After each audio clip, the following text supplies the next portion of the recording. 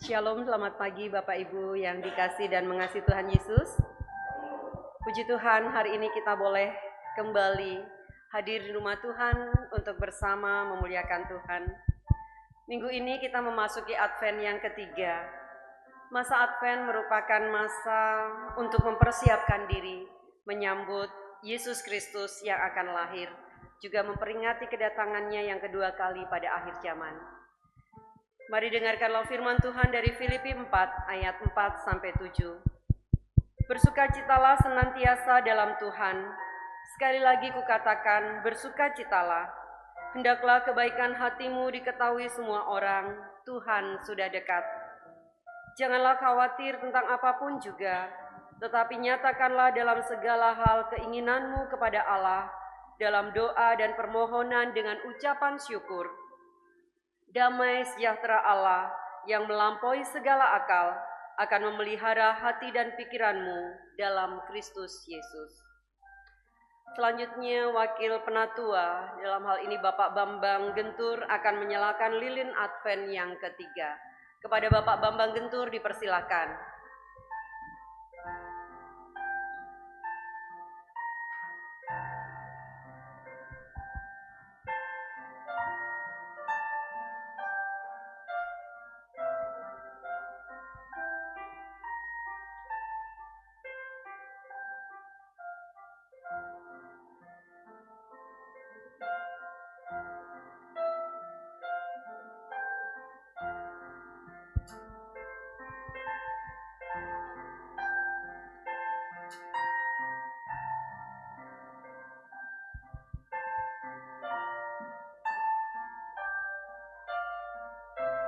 Mari kita bersama-sama mengambil waktu teduh sejenak.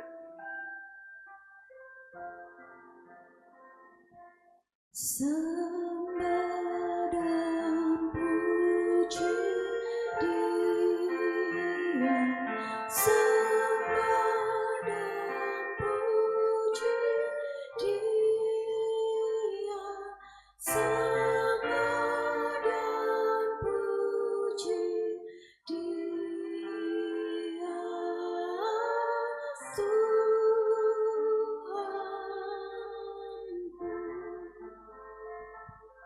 Arahkanlah hatimu kepada Tuhan dan beribadahlah kepadanya dengan sikap penyembahan. Ibadah raya pada hari ini dimulai di dalam nama Allah Bapa, Putra dan Roh Kudus. Kiranya Allah Tritunggal itu hadir dan menikmati sembah sujud kita. Amin. Bapak Ibu, dengarkanlah firman Tuhan yang menjadi dasar ibadah kita pagi hari ini. Terdapat di dalam Yesaya pasal 9 ayat 5-6. Sebab seorang anak telah lahir untuk kita, seorang putra telah diberikan untuk kita, tampuk pemerintahan ada di atas bahunya, dan namanya disebutkan orang penasihat ajaib, Allah yang perkasa, Bapa yang kekal, Raja damai. Besar kekuasaannya, dan damai sejahtera tidak akan berkesudahan di atas tahta Daud dan di dalam kerajaannya, karena ia mendasarkan dan mengukuhkannya dengan keadilan dan kebenaran dari sekarang sampai selama-lamanya. Kecemburuan Tuhan semesta alam akan melakukan hal ini. Jemaat dipersilakan duduk.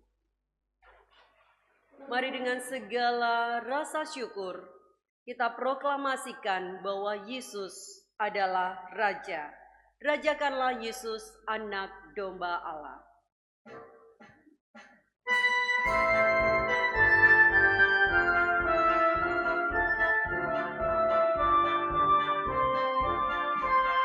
Rajakanlah Yesus, anak domba Allah. Dengarlah suara pujian kumandang di surga.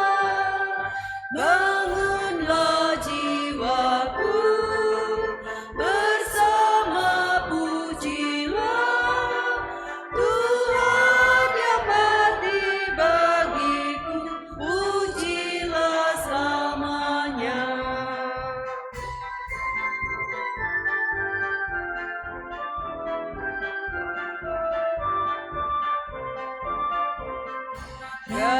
Rajakanlah Yesus, Anak Tunggal Allah, bergemarlah pengikutnya, Dia pun manusia, segala sengsara telah ditanggungnya, sehingga kita mendapat kehidupan kekal. Rajakanlah Yesus, Tuhan sumber hidup. Saya undang semua berdiri.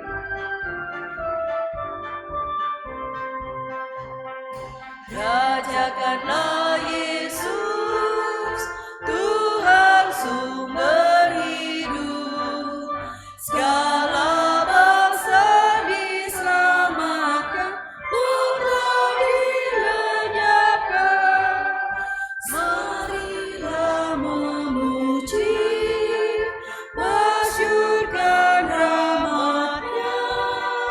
Hidup kekal Dia berikan karena kematian-Nya.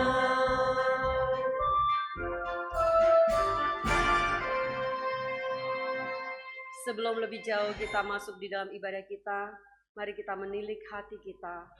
Sudahkah kita berjalan menurut kehendak-Nya? Mari dengan segala kerendahan hati kita mengaku dosa kita di hadapan Tuhan, sebab Dia setia dan adil senantiasa menantikan kita. Mari kita mengaku dosa kita di dalam doa. Bapa di surga yang mulia, Bapa yang mengasihi kami datang kepadamu dengan segala kerendahan hati, seraya mengaku bahwa dalam kehidupan kami seminggu yang telah berlalu, banyak sekali dosa yang telah kami lakukan, baik di dalam perkataan, perbuatan, bahkan dalam pikiran kami. Tuhan, kami malu karena belum mampu melakukan firman-Mu di dalam kehidupan kami sehari-hari. Saat ini Bapa, dengan hati yang hancur, kami mohon belas kasihan-Mu. Ampunilah segala dosa kami, dan tolonglah kami, agar kami memiliki kekuatan yang daripada-Mu untuk menjadi lebih baik lagi dan seturut dengan kehendak Tuhan. Secara khusus di masa Advent ini, ketika kami menantikan kelahiran Kristus, sucikan hati kami Bapa, sehingga kami boleh mengalami kelahiran-Mu di dalam hati kami dan hidup kami diubahkan. Terima kasih Bapa, di dalam nama Tuhan Yesus Kristus, Allah yang penuh kasih itu kami berdoa dan bersyukur. Amin. Bapak Ibu dipersilakan duduk. Kita bersyukur memiliki Allah yang begitu mengasihi kita. Dalam keseharian kita segala perkara, permasalahan Tuhan izinkan terjadi untuk mengajarkan kita lebih mengenal Dia. Bapa Surgawi, ajarku mengenal betapa dalamnya kasih-Mu.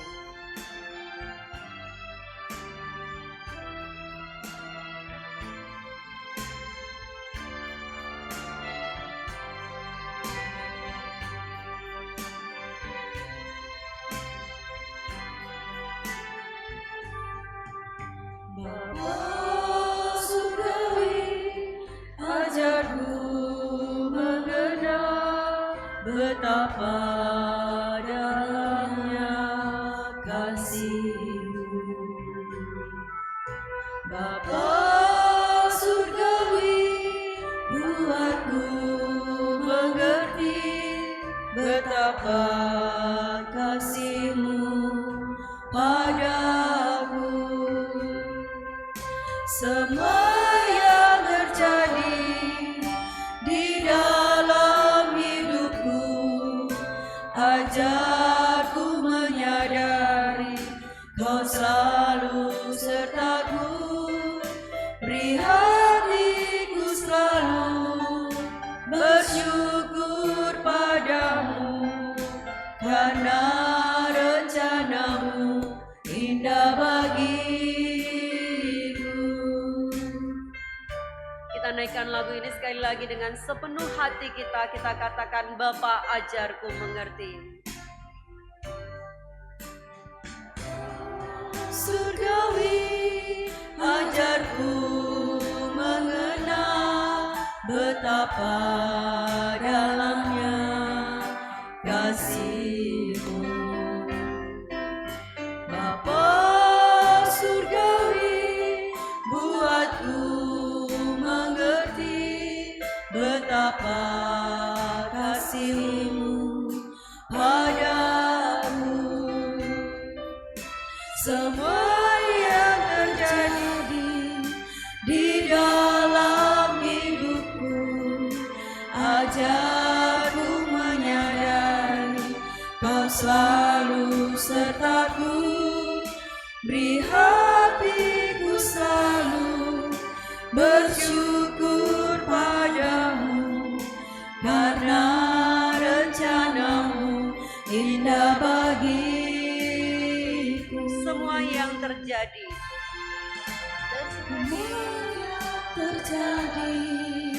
di dalam hidupku, ajarku menyadari Kau selalu sertaku.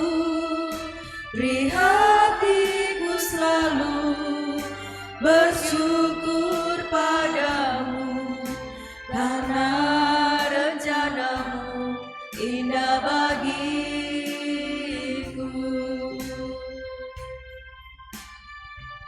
Biarlah lagu ini menjadi doa kita, bahwa kita ingin senantiasa diajar oleh Tuhan, mengenal, mengerti apa yang Tuhan kehendaki di dalam hidup kita. Saya undang Bapak Ibu berdiri, kita akan bersama-sama mendengarkan berita anugerah bagi setiap kita yang telah dengan tulus mengaku dosa di hadapan Tuhan. Berita anugerah terdapat dari Mazmur 32 ayat pertama dan kedua. Dari Daud, nyanyian pengajaran. Berbahagialah orang yang diampuni pelanggarannya, yang dosanya ditutupi. Berbahagialah manusia yang kesalahannya tidak diperhitungkan Tuhan, dan yang tidak berjiwa penipu.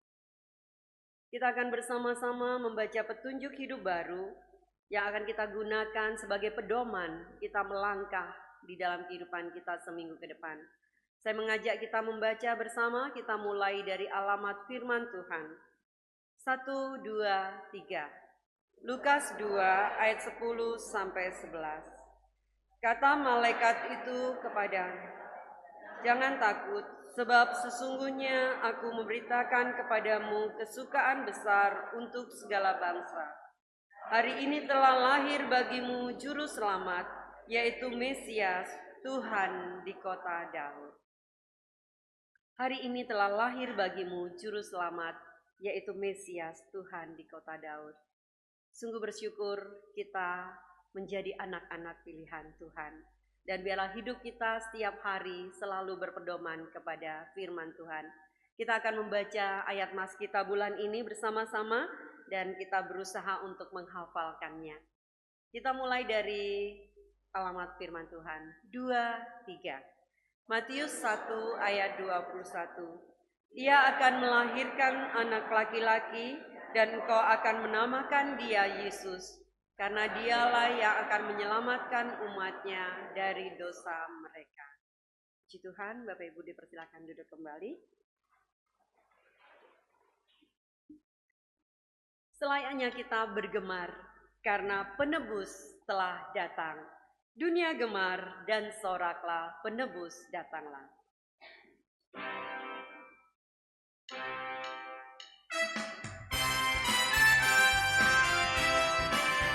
Mari kita nyanyikan lagu ini dengan penuh sukacita. Dunia gemar dan soraklah, penebus datanglah. Beri hatimu kepadanya, sekalian nyanyilah, sekalian nyanyilah, sekalian nyanyilah, sekalian orang bernyanyilah. Silakan kaum pria saja.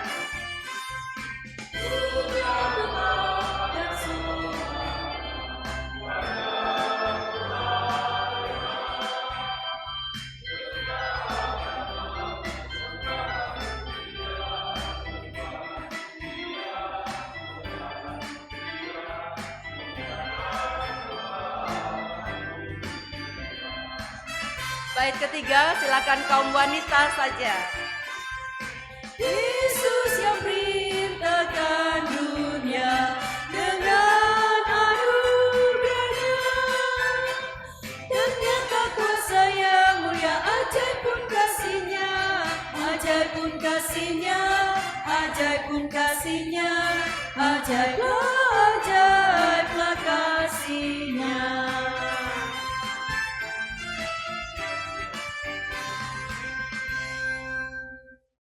Sungguh sukacita Natal telah merasuk di dalam hati kita, Bapak Ibu, amin. Ya, biarlah Natal kali ini kita benar-benar merasakan Yesus lahir di dalam kehidupan kita.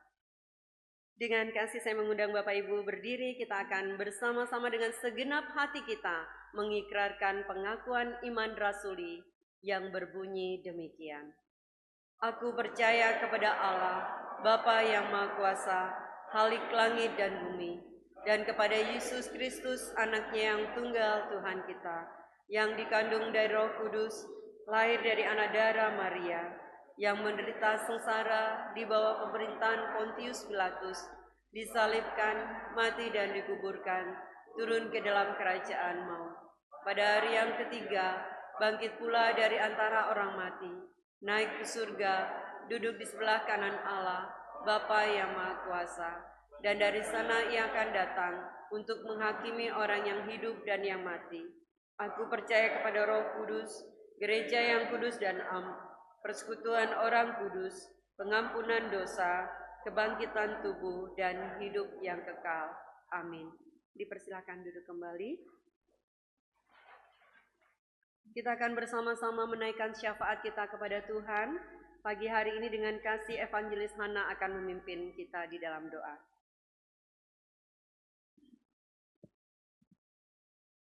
Bapak Ibu, mari kita bersatu di dalam doa. Bapa di dalam kerajaan surga, Bapa yang kami puji di dalam nama Tuhan Yesus Kristus, sungguh kami bersyukur pada pagi hari ini kami boleh berkumpul, bersekutu bersama-sama dengan rekan kami, bahkan dengan keluarga kami di tempat ini, semua karena anugerah-Mu. Kami mengingat ya Tuhan untuk anggota keluarga kami, rekan kami yang sampai saat ini belum mengenal kasih Tuhan. Kami berdoa kiranya Tuhan memakai kami sebagai alat yang baik untuk boleh menceritakan tentang kasih Tuhan kepada mereka. Sehingga kami rindu ya Tuhan, mereka pun boleh mengenal kasih Tuhan. Dan pada akhirnya kami boleh bersama-sama bertumbuh dan bersekutu bersama-sama. Dan kami rindu ya Tuhan, segenap keluarga kami boleh bersama-sama memuji dan memuliakan nama-Mu, boleh bersama-sama melayani Engkau.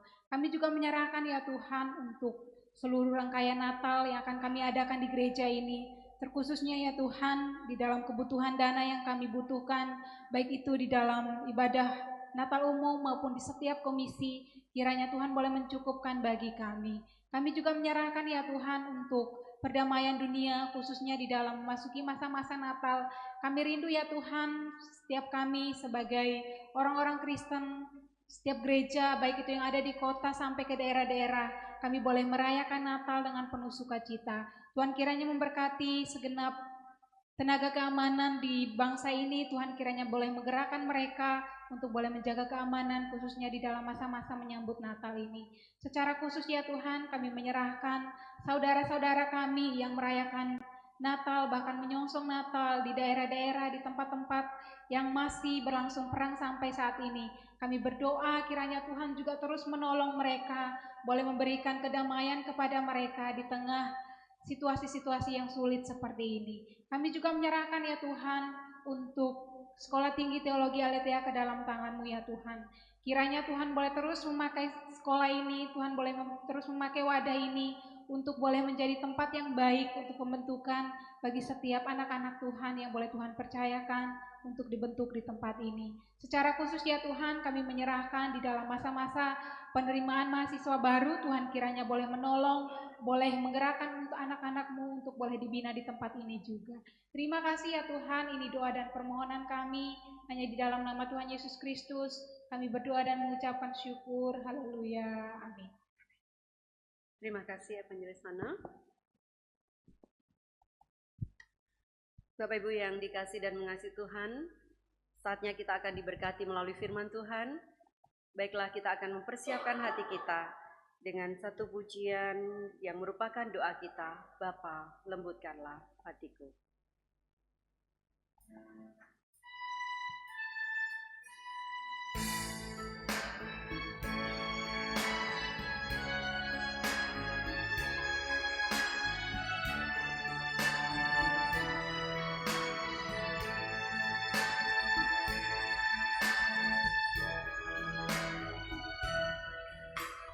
Bapa,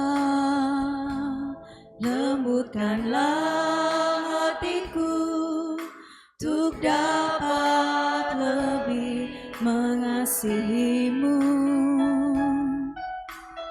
Bapa, bentuklah diriku untuk dapat menjadi saksi-Mu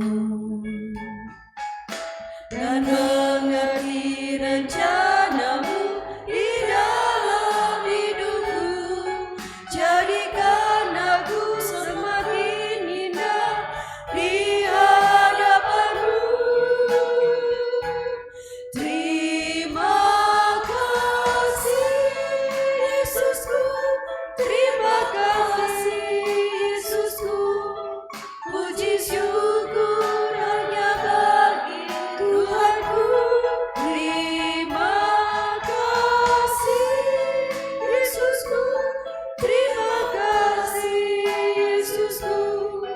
Puji syukur hanya bagi Tuhanku.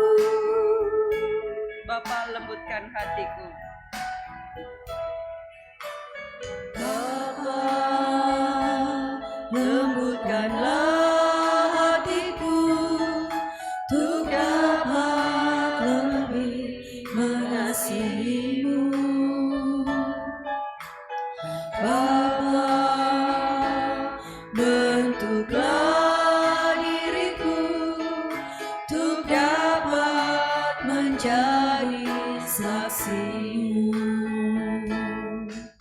dan mengerti rencana-Mu di dalam hidupku. Jadikan aku semakin indah di hadapan-Mu.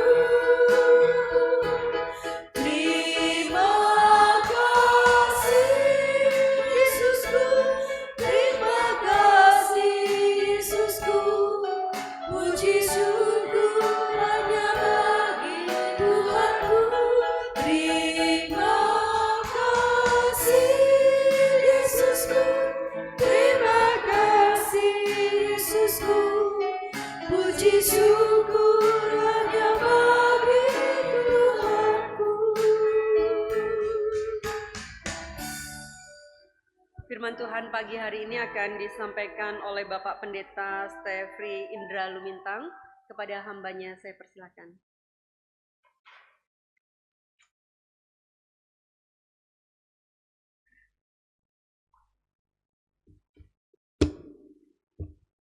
Kita berdoa. Kami sungguh menghargai setiap momentum kami bersama dengan Tuhan. Bukan biasa-biasa, tapi sangat istimewa sebagaimana ibadah yang tengah kami jalani di tempat ini saat ini. Kami menghormati Engkau Tuhan, yang sudah melayani kami, yang sudah memungkinkan kami menyanyikan Engkau tentang dirimu, tentang pekerjaan-Mu, perbuatan-Mu di dalam kami dan melalui kami. Kami menantikan Tuhan kembali berfirman dan kami berdoa Tuhan menyingkapkan firman Allah untuk kami sekalian. Tuhan, berikan kepada kami perasaan rohani untuk kagum pada Engkau, kagum pada firman-Mu. Berikan kepada kami pikiran rohani untuk melihat Engkau bukan hanya tidak secara dunia, secara duniawi, tapi melihat Engkau dengan mata rohani, dengan perasaan rohani, dan berpikir secara rohani tentang Tuhan. Dan berikan pada kami kehendak rohani untuk kami berkehendak mendengar firman-Mu dan melakukan dengan hasrat Tuhan di dalam diri kami. Terima kasih Tuhan, kami sambut Engkau berfirman pada kami di ibadah minggu pagi ini di GKT Ampenan. dalam nama Tuhan kami Yesus Kristus. Amin.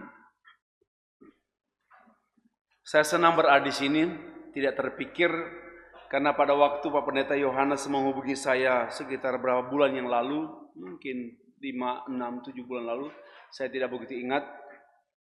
Saya bilang saya kemungkinan sulit datang ke Lombok karena penerbangan dari satu kota ke kota itu saya bisa jadi pagi tanggal 15. Mungkin tidak mungkin lah. Ya, tidak mungkin. Tetapi 2 bulan lalu saya sakit. Selama 35 tahun tidak pernah menginap di hospital. Tapi dalam 2 bulan lalu saya sakit. Akhirnya saya menghargai kesehatan saya. Selama ini kurang menghargai kesehatan karena nggak sakit. Lalu saya memutuskan saya ke Lombok. Jadi ke tempat lain tidak lagi. Bukan satu khotbah untuk 5 gereja. Tiap minta dan tolong khotbah yang ini. Wah, sungguh bergumul sekali. Di pesawat pun saya menyiapkan bahan khotbah sampai tertidur karena minum obat flu, hampir flu. Jadi ngantuk betul.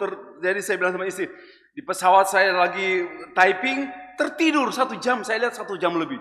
Saya tidak tahu pramugari tertawakin saya atau tidak. I don't care. Ya, saya bersyukur. Sekali lagi, tema khotbah, mataku telah melihat keselamatan, dan saya memberikan subtitle, cara hidup orang yang telah diselamatkan. Seperti apa sih orang yang diselamatkan cara hidupnya? Ya, saya berada di antara jemaat sekalian GKT Ampenan. Saya mohon maaf kalau ada kata-kata yang keliru saya typing, belum begitu akrab. Kita baca Lukas pasal 2 ayat 22 sampai 40. Saya siapkan di screen dan Bapak bisa mengeceknya di Alkitab masing-masing. Demikian firman Tuhan. Dan ketika genap waktu pentahiran, ini mengenai anak Yesus Kristus ya, bersama dengan kedua orang tuanya, menurut hukum Taurat Musa, mereka membawa dia ke Yerusalem untuk menyerahkannya kepada Tuhan. Seperti ada tertulis dalam hukum Taurat, semua anak laki-laki sulung harus dikuduskan bagi Allah. Dan untuk mempersembahkan korban menurut apa yang difirmankan dalam hukum Taurat, yakni sepasang burung tekukur atau 2 ekor anak burung merpati. Adalah di Yerusalem seorang bernama Simeon. Ia seorang yang benar dan saleh yang menantikan penghiburan bagi Israel. Roh Kudus ada di atasnya. Dan kepadanya telah dinyatakan oleh Roh bahwa ia tidak akan mati sebelum ia melihat Mesias, yaitu dia yang diurapi Tuhan. Ia datang ke bait Allah oleh Roh Kudus ketika Yesus anak itu dibawa masuk oleh orang tuanya untuk melakukan kepadanya apa yang ditentukan hukum Taurat. Ia menyambut anak itu dan menatangnya sambil memuji Allah. Katanya, "Sekarang Tuhan, biarlah hamba-Mu ini pergi dalam damai sejahtera sesuai dengan firman-Mu. Sebab mataku telah melihat keselamatan yang daripadamu. Aku telah selamat. Sekarang aku pergi. Silakan ambil aku Tuhan." Satu deklarasi yang luar biasa. Yang telah Engkau sediakan di hadapan segala bangsa, yaitu terang yang menjadi penyataan bagi bangsa-bangsa lain, bukan hanya bagiku, tapi juga bagi bangsa-bangsa lain, dan menjadi kemuliaan bagi umatku Israel. Ayat 33, dan bapa serta ibunya amat heran, ini Maria dan Yusuf, heran akan segala apa yang dikatakan tentang anak itu. Lalu Simeon memberkati mereka dan berkata kepada Maria, ibu anak itu, sesungguhnya anak ini ditentukan untuk menjatuhkan, untuk membangkitkan. Apa artinya? Banyak orang Israel dan untuk menjadi satu tanda yang menimbulkan perbantahan. Dan suatu pedang akan menembus jiwamu sendiri, Maria, supaya menjadi nyata pikiran hati banyak orang. Apa artinya kalimat ini? Lagi pula di situ ada Hana, seorang nabi perempuan, anak Fanuel dari suku Aser. Ia sudah sangat lanjut umurnya. Sesudah kawin ia hidup 7 tahun selamanya bersama suaminya. Dan sekarang ia janda dan berumur 84 tahun. Ia tidak pernah meninggalkan bait Allah dan siang malam beribadah dengan berpuasa dan berdoa. Dan pada ketiga itu, datanglah ia ke situ dan mengucap syukur kepada Allah dan berbicara tentang anak itu kepada semua orang yang menantikan kelepasan untuk Yerusalem. Dan setelah selesai semua yang harus dilakukan menurut hukum Taurat, kembalilah mereka ke kota kediamannya, yaitu kota Nazaret di Galilea. Anak itu bertambah besar dan menjadi kuat, penuh hikmat dan kasih karunia Allah ada padanya. Amin. Terpujilah Kristus yang telah berfirman. Jemaat yang dikasihi dan mengasihi Tuhan, tema kita sekali lagi tentang mataku telah melihat keselamatan daripadamu. Itu tema yang ditetapkan oleh pihak gembala dan juga para majelis gereja GKT Ampenan. Berbicara mengenai keselamatan, kita tahu bersama bahwa yang sangat bersemangat bicara keselamatan itu adalah orang Kristen. Tidak menyepelekan agama-agama lain seperti Islam, Hindu, Buddha dan sebagainya. Jarang bicara keselamatan. Jarang. Tapi yang sering bicara keselamatan yaitu orang percaya, orang Kristen, karena ada kepastian keselamatan dalam Kristen. Yang lain mungkin karena nggak pasti, ya mungkin karena nggak pasti maka jarang membicarakan keselamatan. Tapi Kristen karena ada kepastian. Hari ini, when we believe in Christ Jesus, pada saat yang sama kita diselamatkan. Pasti bersama dengan Bapa. Maka itu pernyataan daripada Simeon. Hari ini aku siap ke alam baka. Aku siap mati karena aku telah melihat Tuhan dengan mataku sendiri. Ada kepastian, maka semangat. Bapak Ibu yang dikasihi Tuhan, tidak hanya bicara, semangat bicara, tapi nampak pada cara hidup orang yang pasti selamat. Orang yang telah selamat menampakkan hidupnya dengan cara hidup orang yang pasti selamat. Seperti bersemangat dengan Tuhan. Untuk urusan Tuhan semangat sekali. Untuk urusan gereja semangat sekali. Kalau ada jemaat Kristen gak semangat urusan dengan Tuhan, belum selamat. Binasa orang seperti itu. Tapi kalau berapi-api, yes, penginjilan berapi-api. Mau bantu apa gereja ini? Saya ada, walaupun sedikit. Saya memberi dengan sukacita. Ini orang bersemangat tuh. Ini tanda-tanda orang yang telah selamat. Tapi hanya paksa terpaksa. Pikul salib, buang salib, ambil salib kalau enak. Kalau susah enggak mau, susah sekali. Itu orang yang tandanya perlu ditandai. Belum mengalami keselamatan. Ya semangat, kalau semangat rela berkurban. Semangat untuk Tuhan. Tetap kerja juga, berbisnis juga. Tetap sebagai pegawai ASN. Tapi semangat dalam Tuhan. Semua urusan Tuhan. Semangat sekali. Melayani suami untuk urusan Tuhan. Melayani istri untuk Tuhan. Melayani anak untuk Tuhan. Semangat semua. Itu tanda-tanda orang yang telah diselamatkan. Bapak Ibu kerja jujur. Apapun semua. Saya tulis di situ. Ya tetapi juga di sisi lain. Ada orang berbicara mengenai keselamatan. Namun hidupnya enggak sesuai. Bicara saya sudah selamat. Dalam Yesus ada keselamatan. Bicara tidak ada keselamatan luar Yesus. Tetapi minta maaf. Enggak tertarik dengan perkara rohani. Enggak tertarik. Lebih banyak kaset CD. Saya enggak anti ya. Lagu-lagu cinta. Kemesraan ini. Lagu-lagu rohani jarang. Ini orang enggak tertarik perkara rohani. Nggak tertarik. Ya kalau orang nggak tertarik perkara rohani ya bukan orang yang telah diselamatkan. Belum diselamatkan. Karena orang yang telah diselamatkan memiliki daya tarik sorgawi. Dia suka dengan hal sorgawi. Orang yang masih tertarik dengan perkara duniawi memang bukan orang sorga. Bukan calon penduduk sorga. Masih penghuni dunia. Dan mungkin juga akan menjadi penghuni alam baka, Allahu a'lam. Tidak tertarik, ya. Tidak bergairah dengan pelayanan-pelayanan, hanya karena terjadwal, nggak suka bersekutu, nggak suka belajar Alkitab, hanya hari Minggu dengan khotbah, itu pun nggak tertarik. Kalau Bapak Ibu nggak tertarik dengan khotbah, apalagi saya marah-marah begini, nggak marah-marah lah ya. Lalu nggak tertarik, bagi saya dua kemungkinan. Nggak ada Roh Kudus pada saya, atau saudara belum diselamatkan. Itu saja. Ya, Bapak Ibu dikasih Tuhan. Kalau masih menghabiskan biaya banyak untuk, saya nggak bilang nonton balap mobil ya, balap apalah, ya sekali-sekalilah.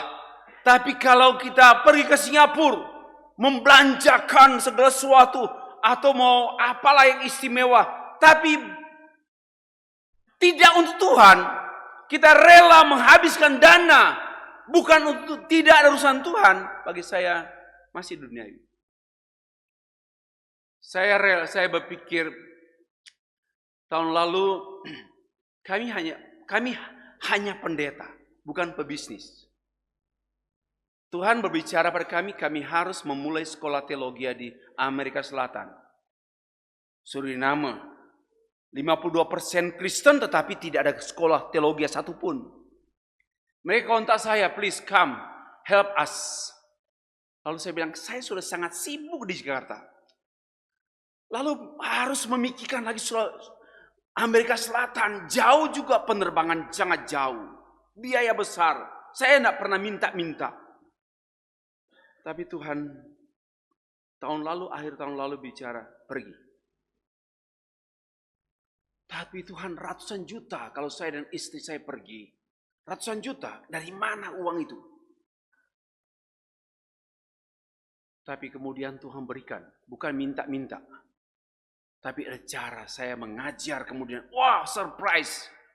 Kalau untuk perkara rohani, perkara Tuhan, penginjilan, gak buang uang itu. Tapi kalau kita menghabiskan hanya nonton penyanyi dari Korea, data dari Lombok ke Jakarta, nonton penyanyi dari Korea, duniawi loh. Kalau sambilan bertepatan di Jakarta, nggak nonton juga nggak apa-apa, tidak spend much money, tidak keluar banyak uang. Tapi demi nonton artis Korea, ke Korea juga, berapa juga uang pergi? Persembahan 50.000, gila tidak itu? Itu jemaat sinting. Jangan marah, jangan diundang lagi saya. Ini that's my character. Ya, jangan undang, bagi saya enggak beres. Persembahan 10.000, tapi kita menghabiskan untuk perut, untuk mata kita. Bagi saya ini gangguan jiwa rohani. Bapak Ibu, bahkan Bevins mengatakan ini orang ateis. Enggak tertarik perkara rohani. Tidak mengerti keselamatan. Keselamatan dianggap tidak istimewa. Biasa saja. Dengan khotbah keselamatan, bosan. Dengan khotbah tentang pemuridan, bosan. Bagi saya aneh sekali orang seperti ini. Kok ada sih di gereja? Bukan di sini. Saya baru pertama kali, berani-berani kau. Baru pertama kali bicara begitu, bukan di sini. Ya, mungkin. Saya menulis satu buku tahun 2018. Finalitas Kristus dan Kekristenan. Di dalam buku ini, saya membagi orang Kristen tanpa Kristus. Next. Ada 4 orang Kristen tanpa Kristus. Yang pertama, orang Kristen nominal. Orang Kristen bergereja, tapi nggak tahu, nggak mau tahu, nggak yakin kalau dia selamat. Kamu selamat? Tuhanlah yang menentukan. Rohani setan. Tuhanlah yang menentukan. Itu kerohanian setan. Alkitab sudah bicara kok. Percaya Yesus selamat. Serius. Tapi dia bilang, Tuhanlah yang menentukan akhir hidup saya. Kalau saya mati di mana? Ini aneh. Maka itu nominal. Yang kedua, Kristen fundamentalis. Orang Kristen yang yakin diselamatkan. Yakin. Tanya, mengapa? Enggak tahu. Fundamentalis. Ekstrim tapi bodoh. Ekstrim. Bergereja ekstrim. Tapi enggak ngerti kenapa. nggak suka belajar, nggak mau ikut PA, nggak mau baca Alkitab. Itu banyak orang ekstrim, sumbu pendek. Tahu sumbu pendek? Gampang dipanas-panasin. Di Indonesia banyak orang sumbu pendek. Yang ketiga, orang Kristen injili abangan. Ini bahasa abangan nih, bahasa Gus Dur. Orang Kristen yang mengaku sudah diselamatkan, namun pasif. Sudah selamat? Sudah, aku sudah percaya Yesus sebelum kau lahir. Sambil menghina dia, sebelum kau lahir aku sudah percaya Yesus. Tapi nggak terlibat aktif di gereja. Ini orang mana ini? Orang utang kah? Ya, nggak terlibat. Bagaimana mungkin orang yang diselamatkan pasif? Nggak mungkin Roh Kudus pada dia. Pasti Roh Kudus lah yang menggairahkan dia baca Alkitab. Pasti Roh Kudus lah yang menggairahkan dia melayani. Tapi kok orang percaya, diselamatkan katanya, tapi kok pasif? Malam kudus, sunyi senyap sepanjang tahun. Mau jadi apa orang seperti ini? Yang keempat, orang Kristen liberal. Dia tahu ya, Yesus kan bukan Tuhan. Iya, bukan penyelamat. Saya singkat-singkat saja. Apalagi pluralis. Mungkin sebagian kita tidak akrab dengan istilah. Siapa suruh nak belajar? Ini bahasa biasa loh. Seharusnya guru-guru sekolah minggu tahu ini. Pluralisme dari kata pluralisme agama. Ya, saya nggak pluralisnya itu ya banyak jalan ke surga. Yesus kan hanya salah satu dari banyak Tuhan. Jadi coba lihat sedikit saja dari buku saya menjelaskan orang Kristen tanpa Kristus. Nah, transisi. Bagaimana sebenarnya hidup orang-orang yang benar pasti telah mengalami keselamatan. Bagaimana sebenarnya? Nggak bisa menuduh lalu menghakimi. Kau kayaknya belum loh. Lihat dari bau apamu, parfummu, kamu itu masih duniawi. Ada parfum surgawi ya? Ada parfum surgawi? Nggak ada, ngarang-ngarang. Jadi kita juga nggak boleh menghakimi, nggak boleh menuduh. Kau belum diselamatkan, nggak bisa. Injil Lukas mencatat dua orang, namanya Simeon dan Hana. Simeon itu orang biasa, tapi orang yang betul-betul serius dengan Tuhan. Kalau Hana seorang nabi perempuan pada masa itu.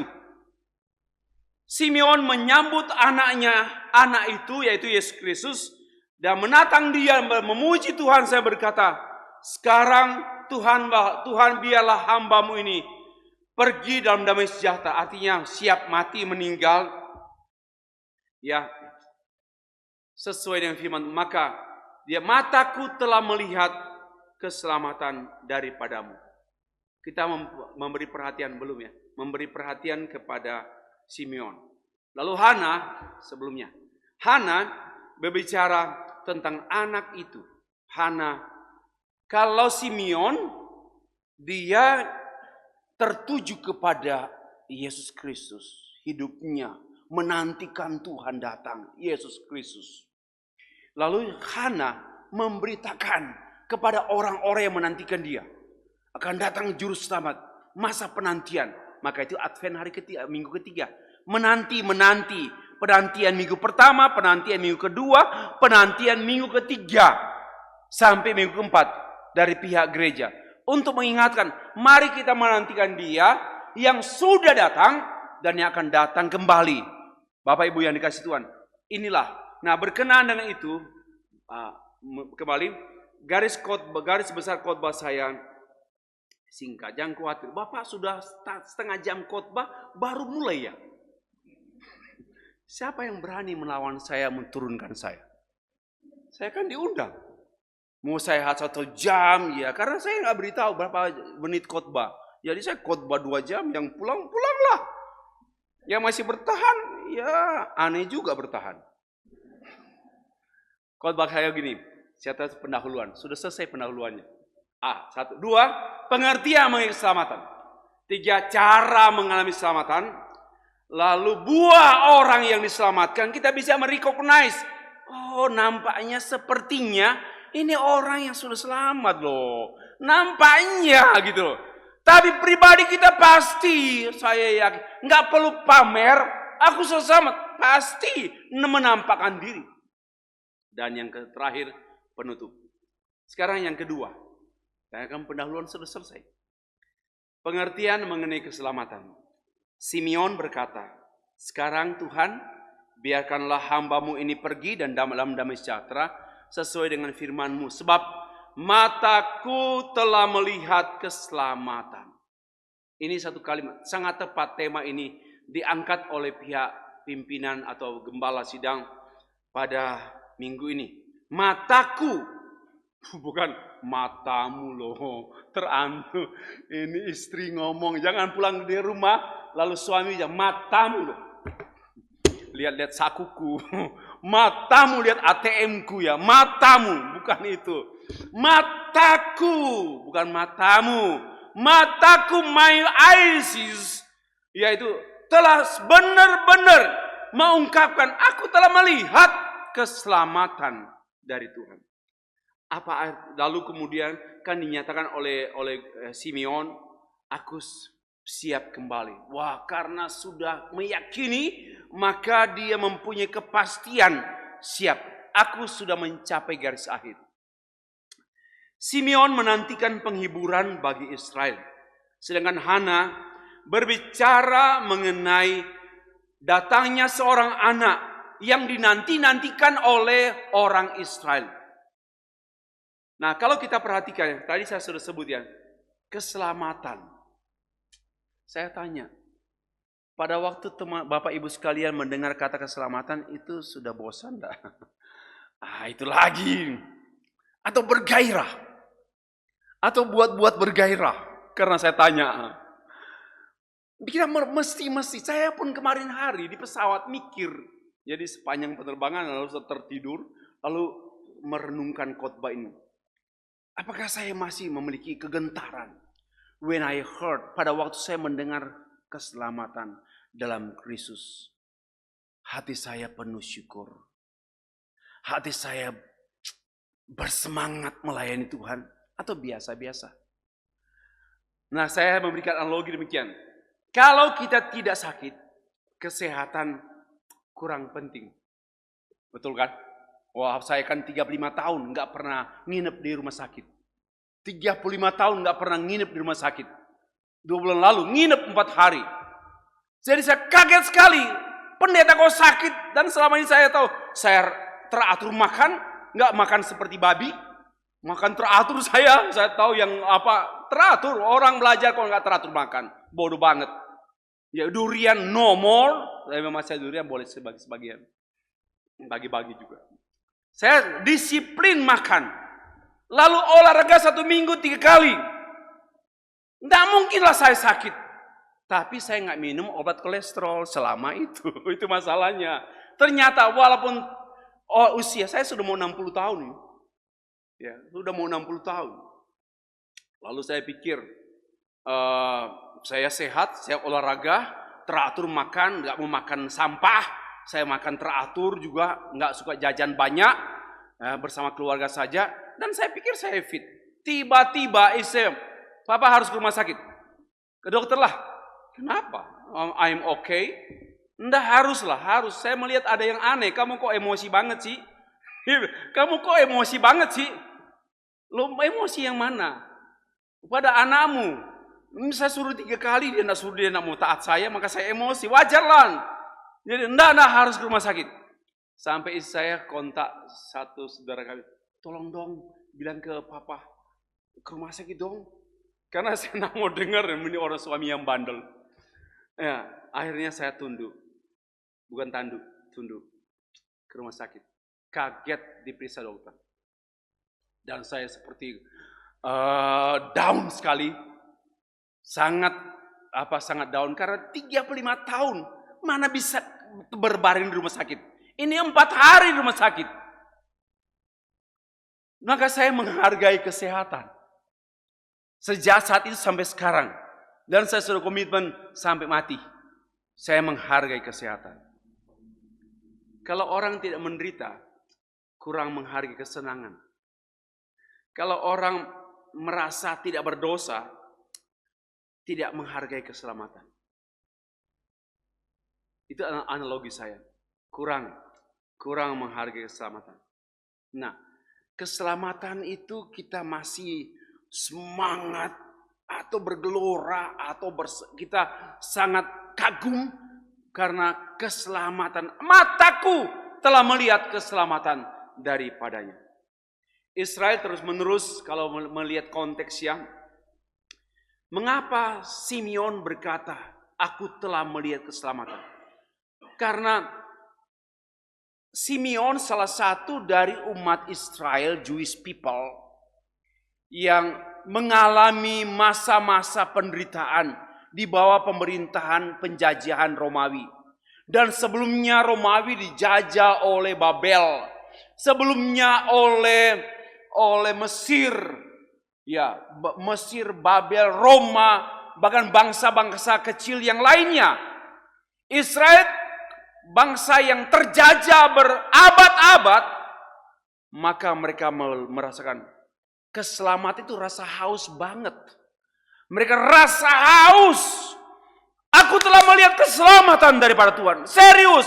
Because they are suffering. Mereka dalam kesukaran. Mereka perlu keselamatan. Maka itu keselamatan kita tahu bisa dari sudah biasa soterion. Sebenarnya keselamatan yang diharapkan oleh orang Israel itu keselamatan temporal, yaitu keselamatan dari penindasan bangsa-bangsa lain, keselamatan dari penindasan orang-orang, penindasan dari mayoritas di Indonesia. Ada kan mayoritas toh, bukan mayor. Dia kopral tapi mayoritas, menindas yang minoritas. Saya nggak mau belak-belakan di sini. Kalau saya dengan pemerintah, saya bicara apa adanya. Pendeta jangan hanya raja gereja, harus bicara pada pendeta. Saya menyurat kepada presiden, saya ke DPR, saya menyampaikan suara penindasan. Kita hanya menutupi saja, banyak gereja ditindas karena ditutupi oleh pemerintah, nggak pernah diadili. Bagi saya ini Indonesia ini ngawur karena tidak serius, tembang pilih. Tapi itu penindasan politikal, penindasan sosial, penindasan sifatnya sementara. Namun sebenarnya Simeon berkata, datangnya pembebas, penyelamat dari penindasan, dari penderitaan kekal. Itu yang sangat serius. Maka mari kita menghayati kata keselamatan itu penuh dengan keseriusan. Saya sudah melayani Tuhan 30 lebih tahun. Dan saya senantiasa bicara, Tuhan, buat saya semakin tertarik dengan Engkau. Buat saya semakin berapi-api dalam khotbah, walaupun sakit sekarang. Ini sakit, nggak lancar ngomong loh. Ya, nggak lancar ya cerewet ya. Kalau saya bukan belum akrab dengan Bapak Ibu, kalau sudah akrab ya kita bercanda. Kalau itu Pak Pendeta serius ya? Enggak juga, biasa, sama dengan Pak Pendeta lah. Ya, saya senantiasa berdoa, Tuhan berikan saya kegentaran. Pada waktu saya mendengar kata keselamatan itu, saya penuh kegentaran, penuh hormat, kagum. Jangan biasa-biasa. Saya minta pada Tuhan, supaya juga jangan jadi hamba Tuhan biasa-biasa. Jangan hanya bicara biasa-biasa. Jangan hanya hidup biasa-biasa. Di ruang tadi sana, di ruang pertemuan majelis yang pendeta, saya mau mengambil keputusan. Tuhan, saya mau kembali ke Amerika Selatan. Aku tidak peduli. Yang jelas saya Maret berangkat. Karena mereka manggil, please come, datang Pak, buat sekolah teologi di sini Pak. Kami nggak punya sekolah teologi, tolonglah kami Pak. Saya nggak tahan. Saya sudah bilang sama istri, saya mau pun 1 tahun di sana nggak masalah. Walaupun saya sangat sibuk di Jakarta. Saya siap karena saya nggak tahan dengan kegelisahan ini. Mereka 52% Kristen, tapi saat banyak gereja, tapi dipimpin oleh orang-orang yang nggak ngerti Alkitab. Saya bilang, Tuhan, saya pun 1 tahun 2 tahun saya siap pergi dalam kesusahan di sana. Saya nggak tahan gitu. Bapak Ibu masih senang ke kita? Saya ambil keputusan tadi, saya pergi bulan Maret. I don't know, mau berapa biaya, jual mobil pun saya siap, enggak masalah, asal pergi. Untuk perkara rohani, perkara surgawi, mari bergairah. Kalau kita bergairah untuk perkara nanti Natal kita makan apa? Nggak usah makan. Marah-marah. Lagi bawa tenda di luar. Pasti makan. Nggak apa-apa kok, pes saja, oke saja. Tapi jangan lebih banyak itu daripada biaya penginjilan. Mentang-mentang sudah dirikan gereja Gloria, lalu kita sudah, puji Tuhan, sudah selesai membangun. Nggak bisa terus-menerus. Saya 33 atau 34 tahun melayani Tuhan tanpa libur satu hari pun. Bukan gagah. Karena saya merasa singkat sekali. Saya kaget saya sudah punya cucu ternyata. Kaget. Aku sudah payah. Kaget sekali saya itu. Saya sudah opa. Saya bilang enggak mau. Karena saya enggak mau diopa-opakan. Saya masih mau mati-matian dalam pelayanan Tuhan. Bapak Ibu yang dikasih Tuhan. Inilah yang Simeon memberkati Maria. Sesungguhnya anak ini ditentukan untuk menjatuhkan atau membangkitkan banyak orang di Israel dan untuk menjadi satu tanda yang menimbulkan perbantahan. Apa itu artinya ya? Dan suatu pedang akan menembus jiwamu Maria ini supaya menjadi nyata pikiran hati banyak orang. Apa artinya? Dua pengertian yang saya kemukakan. Satu, Yesus menjatuhkan mereka yang menolak dia. Dan Yesus membangkitkan mereka yang percaya padanya. Itu artinya. Siapa yang percaya Yesus dibangkitkan. Hidupnya bukan kematian dan juga dari kematian. Hidupnya terangkat. Hidupnya bangkit. Biarpun susah, tapi bangkit. Karena melihat dengan mata rohani. Yang gak percaya dijatuhkan. Itu artinya. Yang kedua, pedang akan menembus jiwa. Itu Maria akan melihat dengan penuh derita sang anak Yesus dengan dimahkotai duri dan disalib. Seorang ibu akan tertusuk jiwanya, akan menderita melihat anak yang disalibkan. Itu artinya. Beresiko. Tidak hanya hamil dan melahirkan, tapi juga menanggung derita. Ibu Maria menanggung derita karena anaknya dibantai, anaknya ditikam, anaknya disalibkan. Maria seperti pisau pedang menusuk dia. Dan saya melihat, inilah orang Kristen. Sebagai hamba Tuhan, saya siap menderita, dibantai seperti Maria. Untuk apa? Karena untuk kehendak Tuhan. Yang kedua, cepat-cepat saja, tinggal 2 menit. Terserah. Cara mengalami keselamatan. Yang pertama, percaya dan mengenal Yesus Kristus. Kata Yesus, Yeson, itu sebenarnya personal name. Dari bahasa Ibrani namanya Yesua, Yehosua, itu dari kata yasa.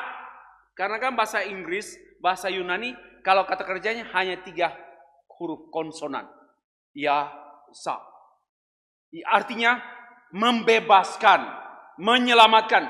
Jadi nama Yesus itu artinya penebus, pembebas, penyelamat.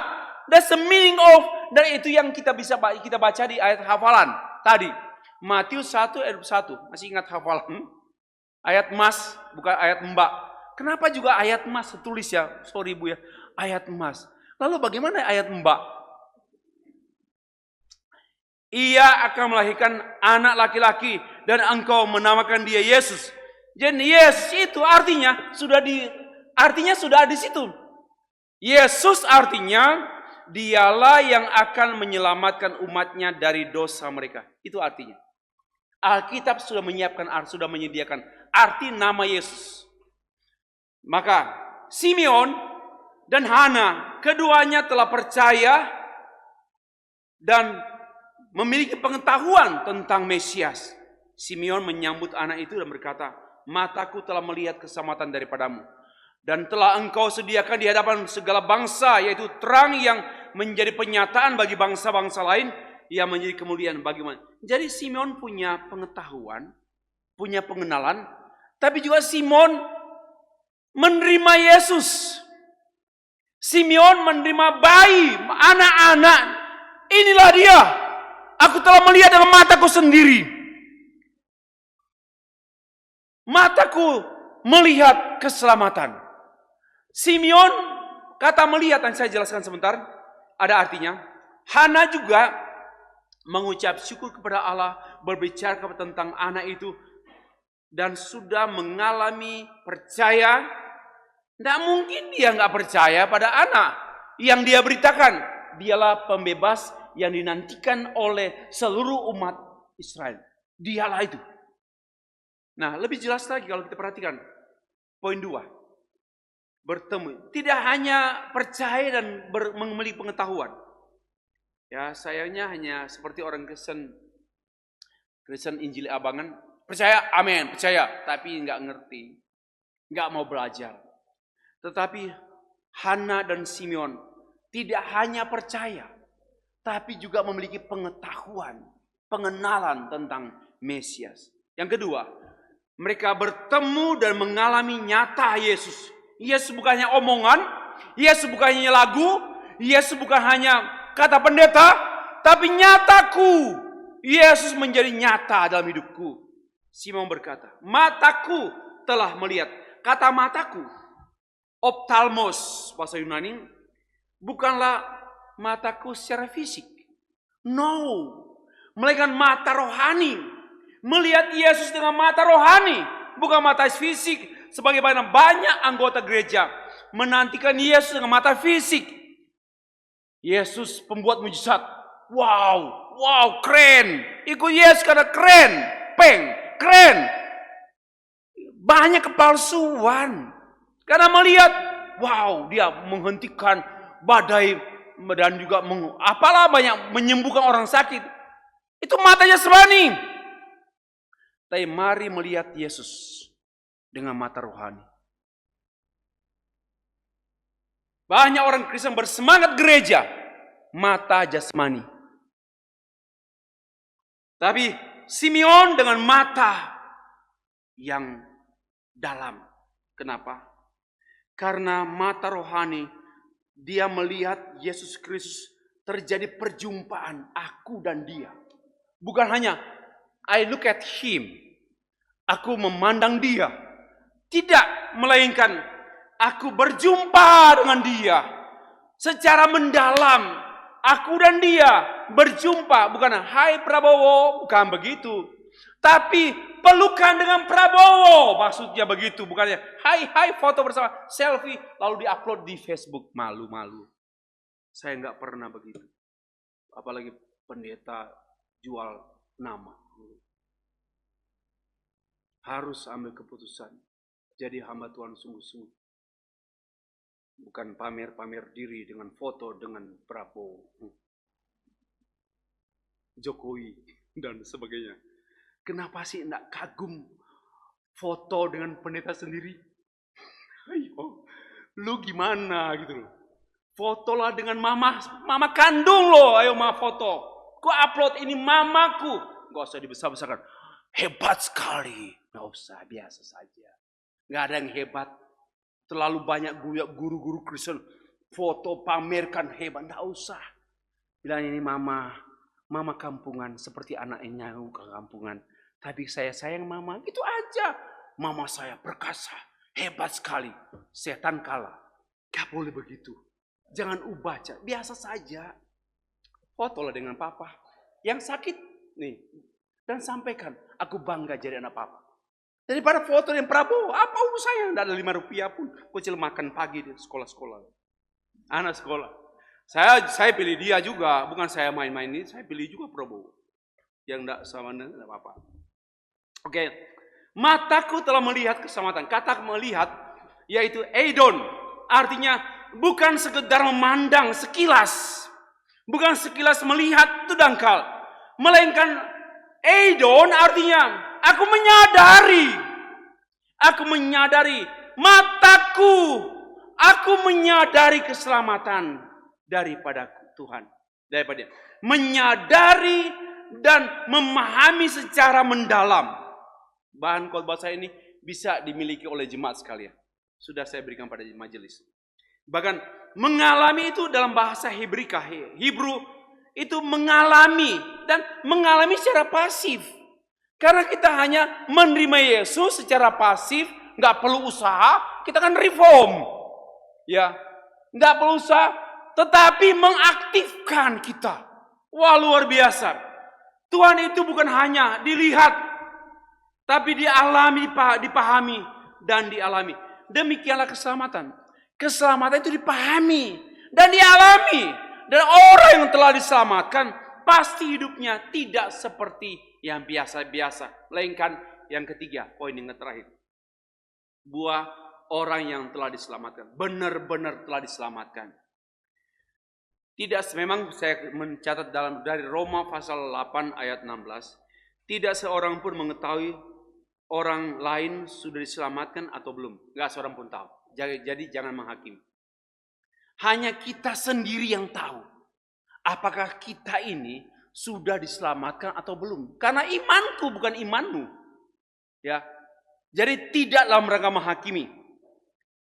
Namun Roma 8 ayat 16. Roh Allah bersaksi bersama-sama dengan roh kita, roh saya, roh saudara, bahwa saya ini anak-anak Allah. Pernyataan ibu tadi bagus sekali. Kita ini anak-anak Allah. Kita punya keyakinan. Dan karena kita percaya Yesus, dan kita menerima Roh Kudus, dan Roh Kudus bicara, kamu itu anak-anak Allah. Jadi sifatnya personal dan pasti. Maka ada keyakinan. Tapi ada juga kalimat, dari buahnya lah kamu bisa melihat mereka. Apakah nabi palsu atau nabi baik? Apakah ajarannya sesat atau ajaran sehat? Tapi dikaitkan dengan orang percaya. Karena pada ayat sebelumnya membahas tentang jalan yang lebar, jalan yang sempit. Berarti teks Matius 7 ayat 16 juga bisa dikaitkan, mengidentifikasi, merecognize, mengenal, mengakui, oh ini orang nampaknya anak tertua saya sudah diselamatkan. Saya bisa melihat itu. Jadi bukan dipakai untuk menghakimi. Nampaknya anak bungsu saya sudah percaya Tuhan. Terlihat orangnya aktif, baca Alkitab tiap pagi sebelum bekerja. Oh, nampaknya seperti itu. Simeon dan Hana pun kedua-duanya menampakkan diri sebagai orang yang telah percaya karena mereka hidup benar, saleh. Mereka hidup benar tiap-tiap hari ke bait Allah karena mereka beriman. Iman membuat mereka hidup benar. Bukan hidup benar supaya beriman. Karena mereka percaya Yesus, maka cara hidup mereka tiap-tiap hari itu haus dengan Tuhan. Tertarik dengan perkara rohani. Ke bait Allah terus. Simeon next, seorang yang benar dan saleh. Roh Kudus ada di atasnya. Itu Alkitab menyampaikan, dan kepadanya telah dinyatakan oleh Roh Kudus bahwa ia tidak akan mati sebelum ia melihat Mesias. Wah, berarti dia mempunyai hubungan langsung dan khusus dengan Tuhan. Sampai dia meyakini, sebelum saya mati, saya harus melihat Mesias dulu. Yang kupercaya itu. Berarti kontak pribadi Simeon dengan Tuhan begitu kuat sekali. Ya. Dan juga Hana, seorang janda yang berusia 84 tahun. Ia tidak pernah meninggalkan bait Allah. Siang malam beribadah, berpuasa, berdoa. Tertarik dengan berdoa. Tertarik dengan berpuasa. Jemaat orang Kristen yang gak tertarik berdoa, bagi saya belum ada tanda. Dan bisa ditandai belum mengalami keselamatan. Buah keselamatan adalah kesalehan. Kehidupan yang benar, kehidupan yang melayani Tuhan. Itu kesimpulan saya. Kalau saudara benar-benar telah diselamatkan, telah percaya Yesus Kristus Juru Selamat, maka rindu hidup berkenan pada Tuhan. Sekali-sekali salah, nggak apa-apa. Itu namanya proses. Kita bukan malaikat Tuhan. Tapi menyesal, ngomong salah, menyesal. Berbohong. Kalau berbohong, nggak menyesal. Itu yang kusesali. Kok bagaimana? Kalau masih menyesal, berarti Roh Kudus bekerja dalam dirinya. Kalau nggak ada tertarik lagi dengar khotbah, nggak tertarik lagi memuji Tuhan, nggak tertarik lagi terlibat dalam pelayanan gereja, hanya hari Minggu datang, sudah tradisi saja. Saudara, itu jelas sekali. Tidak menampakkan tanda-tanda orang yang benar-benar telah diselamatkan. Penutup, akhirnya 2 jam tiba. Mataku telah melihat keselamatan. Keselamatan dilihat dengan mata rohani. Ini empati saya, tekanan saya.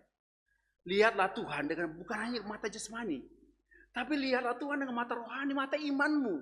Lebih dari mujizat, lebih dari tanda ajaib. Dialah. Sesungguhnya dengan mata rohani kita melihat Dia yang kekal, yang lebih dari kata-kata, lebih dari keinginanku. Kalau orang melihat Yesus dengan mata jasmani, nampak Tuhan minta ya, minta. Maka hidupnya penuh permintaan.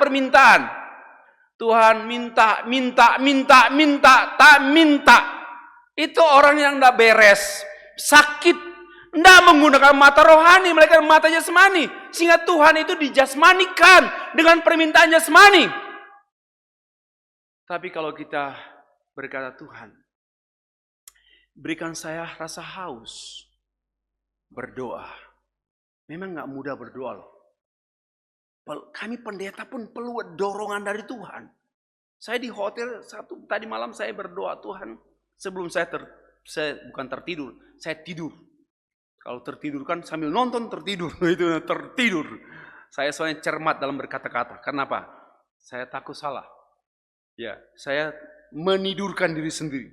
Sebelum saya tidur, saya berdoa begini, Tuhan, buatlah aku bangun pagi dan berikan kesempatan saya berdoa, Tuhan. Berikan gairah saya berdoa. Dan bukan berdoa, minta anakku, cucuku, mamaku, papaku, enggak. Itu sekali-sekali lah seminggu. Tapi doa itu pekerjaan Tuhan. Pokok doa saya tiap hari sekarang, Amerika Selatan. Kasihan mereka Tuhan. Enggak ada urusan saya keluarga, enggak ada urusan keluarga. Enggak, Juni pergi pulang. Seharusnya, mengapa saya enggak mau ke sini? Karena penerbangan dari Belanda ke sini pas tiba tanggal 14. Apa bisa dari Jakarta sini tanggal 14? Bisa, harus tanggal 15 pagi. Tapi sakit, akhirnya nggak jadi.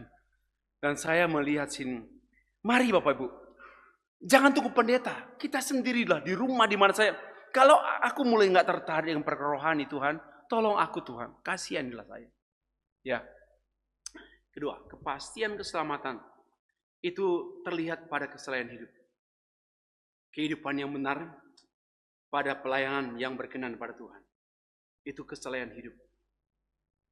Terakhir, cara hidup yang orang yang telah diselamatkan. Saya salah ketik itu. Filipi 2, itulah satu-satunya salah.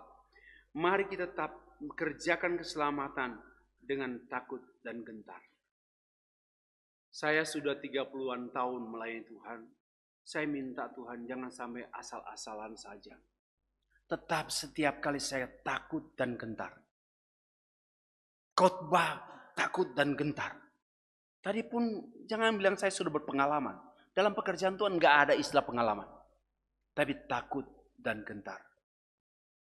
Amin. Tuhan memberkati kita. Kita berdoa. Kami ya Tuhan baru saja mendengar sabda-Mu. Kami mohon belas kasihan-Mu, anugerah-Mu melimpah untuk mengingatkan kami dan mengalami kebenaran-Mu ini. Sehingga kami senantiasa kagum dengan keselamatan yang Engkau karuniakan kepada kami.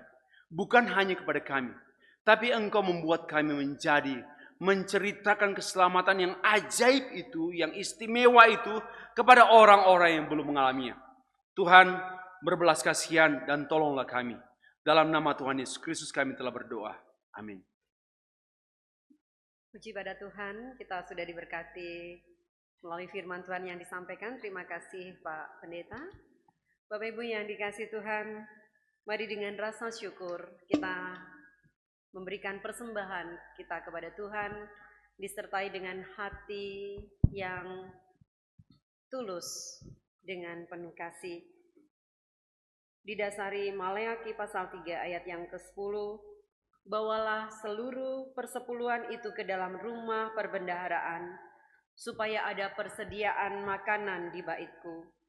Ujilah aku, firman Tuhan semesta alam. Apakah aku tidak akan membukakan bagimu tingkap-tingkap langit dan mencurahkan berkat kepadamu sampai berkelimpahan? Biarlah firman Tuhan ini membuat hati kita semakin lebih berkeinginan memberikan yang terbaik untuk Tuhan secara khusus kehidupan kita. Sambil memberikan persembahan, kita menaikkan pujian Allah kita ajaib dan besar.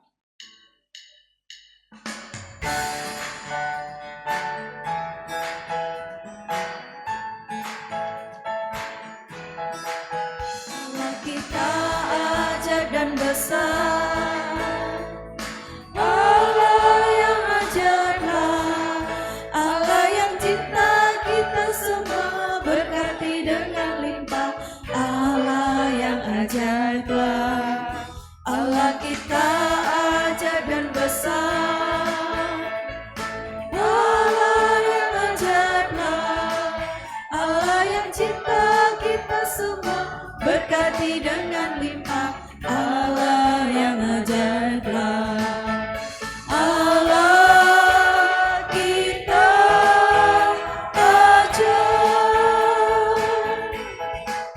Allah kita ajaib dan besar, Allah yang ajaiblah, Allah yang cinta kita semua, berkati dengan limpah. Allah yang ajaiblah, Allah kita ajaib dan besar, Allah yang ajaiblah, Allah yang cinta kita semua, berkati dengan limpah. Allah yang ajaiblah, Allah kita ajaib,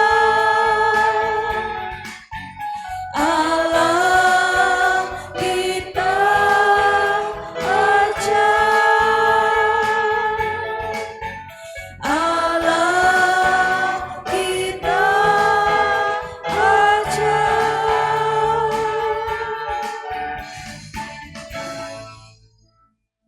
Mari Bapak Ibu kita berdiri, kita akan memberikan persembahan kita di dalam doa. Bagi Bapak Ibu yang kesulitan berdiri nggak apa-apa, boleh duduk saja. Dan doa persembahan akan dipimpin dengan kasih oleh Penatua Vina. Mari kita berdoa. Bapa dalam kerajaan surga, sungguh kami bersyukur untuk segala kemurahan Tuhan, kebaikan, pemeliharaan Tuhan dalam kehidupan kami. Terima kasih Tuhan, kami boleh datang beribadah kepadamu pada pagi hari ini dan memperkenankan kami untuk membawa persembahan kami. Kami mohon kiranya Tuhan Kau berkenan akan persembahan kami ini, mohon Tuhan juga menguduskannya untuk dipakai dalam pelayanan di gereja ini. Bapa di surga, inilah hidup kami serahkan ke dalam tangan Tuhan. Biarlah kiranya Tuhan juga memakai hidup kami untuk kemuliaan nama-Mu. Terima kasih Bapa di surga, di dalam nama Tuhan Yesus kami mengucap syukur, kami berdoa. Amin. Terima kasih. Bapak Ibu yang dikasih dan mengasihi Tuhan, kita akan mengembalikan pujian dan hormat hanya bagi Tuhan, sebab Dialah Allah yang patut diagungkan. Saya undang kita berdiri, kita naikkan doksologi. Setelah pengutusan dan berkat yang disampaikan oleh Bapak Pendeta Stefri, kita aminkan melalui amin song.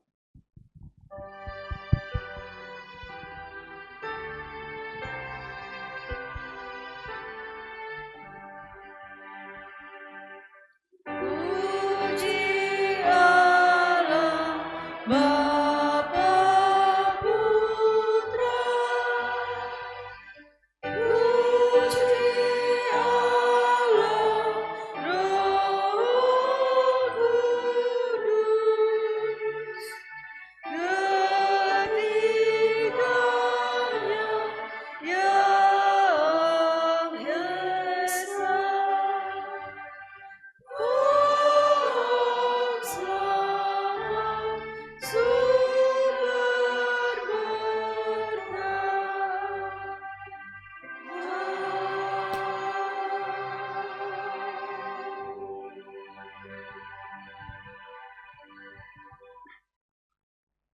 jemaat kepunyaan Yesus Kristus, arahkanlah hatimu kepadanya dan terimalah penyertaannya, berkatnya. Kasih karunia Allah Bapa dalam Yesus Kristus Tuhan dan penyertaan Allah Roh Kudus memberkati dan menyertai jemaat sekalian saat ini sampai selama-lamanya. Amin.